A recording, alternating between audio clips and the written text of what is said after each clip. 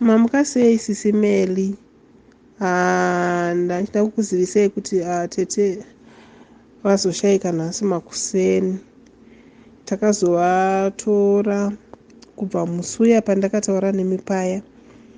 Takazovaendesa kuhospital musi wemande, ndokubva tasvika kuhospital kuya ndobva vati vanofanira kuadmitwa because condition yavo yakanga isina kumira zvakanaka, kuti vakanga vasagona kutaura kana kudya kana kudii. Saka takaswera tichimhanya kuti vakwanise kuadmitwa. Then vaadmitwa musi weTuesday vaifanira kuitwa scan, vanokwanisa kuita scan iya yataida mariya. Then Wednesday, Monday yacho iyoyo takazokwanisa kusaina zvimafomu vachiti zvoni chisainai mafomu ekuti vakwanise kuadmitwa. Vobhadhara 446, then mozopota muchibhadhara 500 monthly.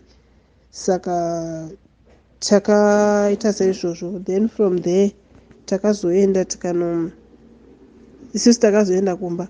Then Tuesday, Wednesday ndopa vakabva vazoitwa scan. Dokta wacho takazonoona dokta wakati akufanira kuitwa emergency scan. Then ndobva vaitwa scan iya nezuro.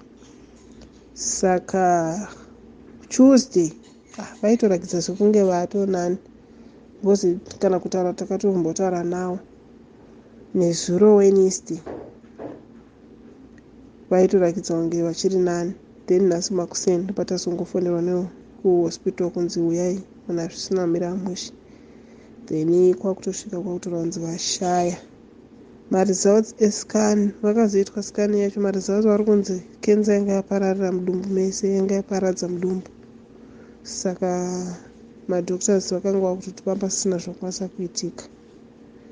Vaiti havana kwanisa kuzoita even an operation because condition yacho yakanga isina kumira mushe. Vakanoti zvasisibatsire kuti vaite vaitwe any operation. Saka makaita henyu basa. Ndoda kukutendai kuti makaita henyu basa.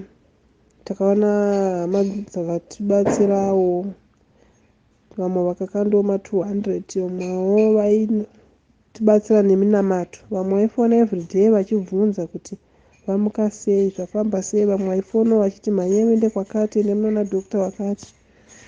Dati Mwari vakuitirai zvakanaka, musazoitira isusu chete, muitire nevamwewo, musazoitira isusu chete. Nazotitenderawo kuruzhinji rweZimbabwe vakatibatsira, vakamira nesu paproblem yedu iyi. Now mangwana tichadzokera kuhospital vati munodzoka na10. From there tochitanga kuprocessa kuti vaendeswe kuZimbabwe.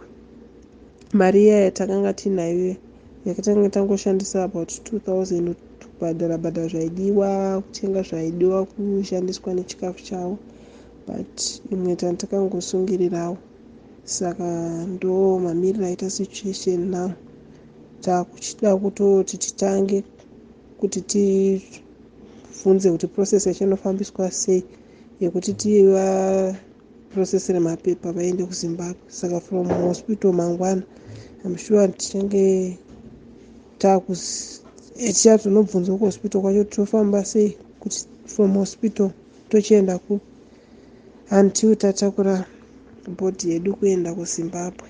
But pari zvino mari ndo richingori dambudziko, nokuti process yachona tokungodzwa kuti inoda mari yakati yekufinara pala vanozodawo mari yavo. Inge dambudziko riripo nderekuti vanga vasina funeral policy. Saka ndo mamiriro aita urongwa.